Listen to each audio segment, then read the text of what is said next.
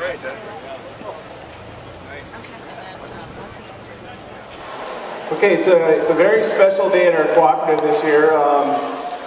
We're celebrating our 75th anniversary. We really appreciate your attendance today. We're giving out $750,000 at our capital credit events this year to you, our owners, and we do thank you for coming today. There's a couple of reasons why it's so special today. One is, it's my 50th birthday today. And, you know, I wasn't looking for applause, but one reason it was so special is we got information that the governor was going to be at our meeting today. So I've been telling everybody that I was going to have dinner with the governor today. So, not to make me a liar, the governor is here. So without further ado, it gives me great pleasure to introduce Scott Walker, Governor of Wisconsin.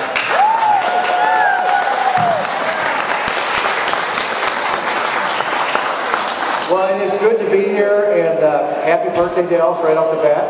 I said that was a perfect setting. When you think about the 75th anniversary, it was a great fit because in a minute I'm going to give Dallas a proclamation declaring this week, first week of October, Public Power Week. We've got utilities all across the state that we were just talking about. I was up about a week and a half ago. I've been up a number of times not too far away in Siren, meeting with the folks in the wind-blown area where we had one of the biggest wind blows we've had for about 40 years. And the co-ops were part of helping us out with that, along with the National Guard, the DNR, Department of Transportation, and so forth. But we can see what a vital role that our co-ops play in our state and in particular our region's economy.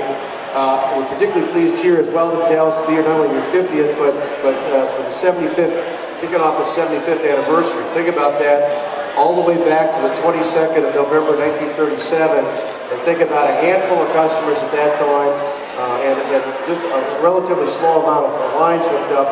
Today, having the kind of value you have, the kind of growth that you've had, a tremendous impact, again, on Barron County and really all across the great state of Wisconsin. I wanted to be here today both to recognize that 75th anniversary, but also to say thank you, because we know, and it was true back in 1937, it was true particularly when you saw an increase, I think about 1,000 customers by 1940. As you grew over time, that was important in World War II to make sure that agriculture and manufacturing and the economy grew in this region as it did with other co-ops across the state. And it's now more than ever even more important because we know to have a healthy agricultural base, particularly when it comes to dairy, to have a healthy manufacturing and timber base, you've got to have a good power supply, you've got to have a dependable and steady power supply. That's a key part of growing our state and this region's economy. And that's why we want to be here today to reinforce that and to tell you that in our state's capital, we feel very strongly about that. That's why I was here just a couple of weeks ago nearby, and we'll continue to come back because we know for our state to be successful, every part of the state has to be successful. And making sure we've got abundant and cost-effective power supplies are a key part of that. We know that infrastructure, whether it's our transportation infrastructure, whether it's the internet, particularly in rural areas, making sure you've got access to high-speed internet, whether it's water, clean water supplies, and certainly when it comes to power and electricity, that's a key part of growing the state's economy. We've got a long ways to go by 2015 to have created 250,000 jobs in the private sector, but that's our goal. We're well on our way. The first 6 months of this year, we saw nearly 40,000 new jobs in the private sector.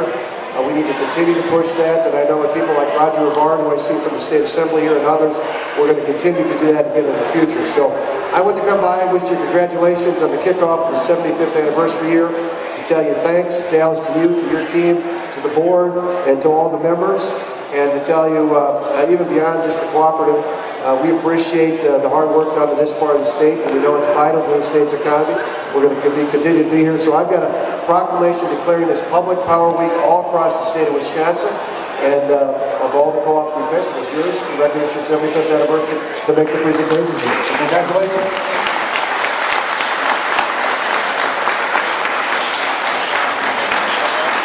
Meet him. Please feel free to take some time to do that. Thank you.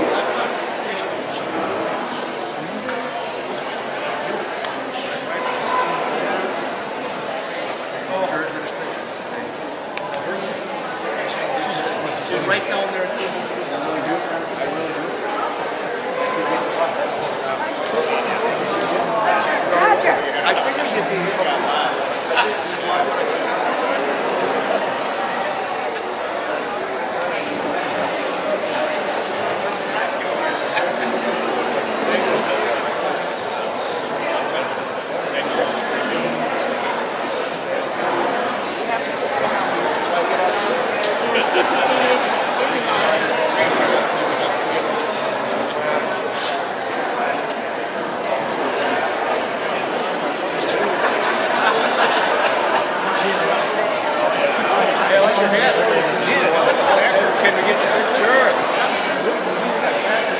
So Governor Walker, just briefly, your purpose here today?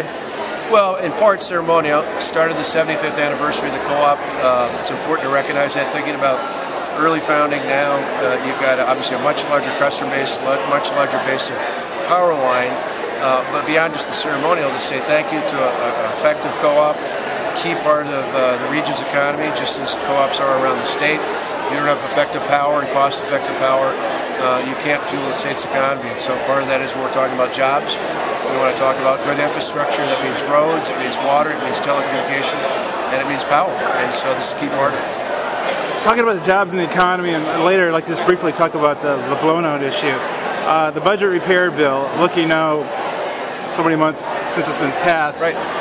What's been the effect of, as far as our economy? Has it been a positive effect? It has been positive. What I hear from employers all over, both those here as well as others looking to come to Wisconsin, is we're one of the few states across the country that dealt with this budget crisis in a way that provided long-term structural changes, so we're not going through the same thing every 2, 4, 6 years out into the future. And for job creators, that's important. They want stability. They want certainty. Right. That applies not only to the government, it applies to everything else. They want stability, and whether it's in utilities, whether it's in litigation or regulatory costs, the more stability you provide to employers, the better off they're going to be.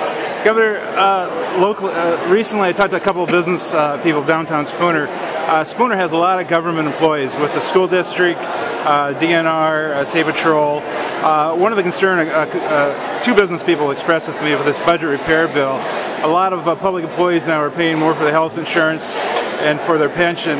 And the local business people, these two business people were concerned that that's not, the money they're paying into those benefits is not money that's hitting the streets and going to local businesses. And they fear there's going to be a negative effect this winter after these public employees have kicked in to these pensions and health care benefits for a while, and we're going to feel it locally. Any response to that? Well, I think it's better than the alternative. You look at Illinois as an example to the south, where they raised taxes on individuals, they raised taxes on businesses, and they still laid off thousands of public employees about 2 weeks ago, closed down 7 facilities of the state government. We said that's where we didn't want to go. We thought having all of us, myself included, I'll end up paying about $10,000 a year more in terms of covering my retirement benefits that were previously paid as an elected official by the state. As an employee of the people, I'll pay just like others will pay. That's a lot better for me to pay a little bit more but still have a job than the thousands of employees in Illinois or Minnesota or other states where they failed to make the kind of changes and reforms we did, and people are just out of work.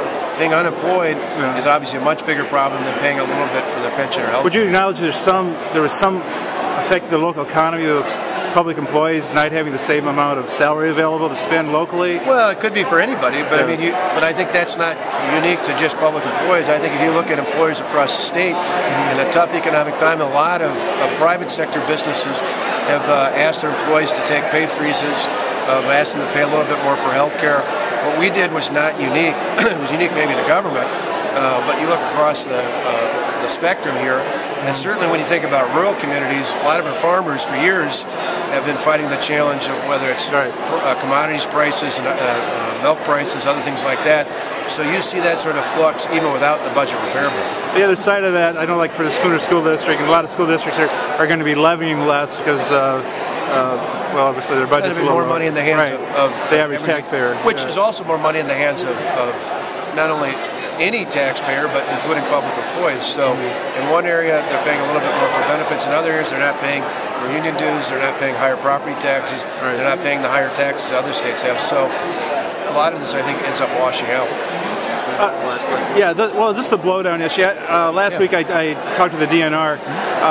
The fire hazards. They're really, really concerned next spring about the fire hazards. And they're wondering, there's a couple of things. A lot of DNR firefighters took early retirement last year, so you have a lot of experienced firefighters who are not out there. I think there's concern having the resources available to fight maybe a larger fire, and just moving all that blowdown. Where does the state stand right now? We're in pretty good shape. I mean, we saw the DNR concerted effort earlier this year, and even more so after the first time I was up earlier in the summer, where we shifted a lot of staffing.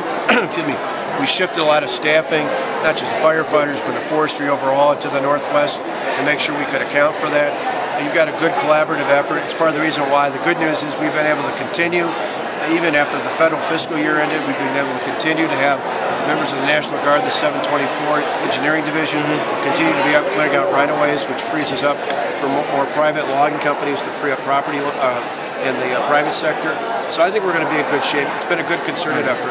Are you confident we're going to have enough firefighting resources up here next spring when the peak of the fire season? I think so. I mean, I think that's again why we worked so hard the last few months to make sure the Guard was up here in conjunction with local towns and counties to make sure we cleared out the vast majority of the problem there is in terms of a fire risk. Okay, thank you very much.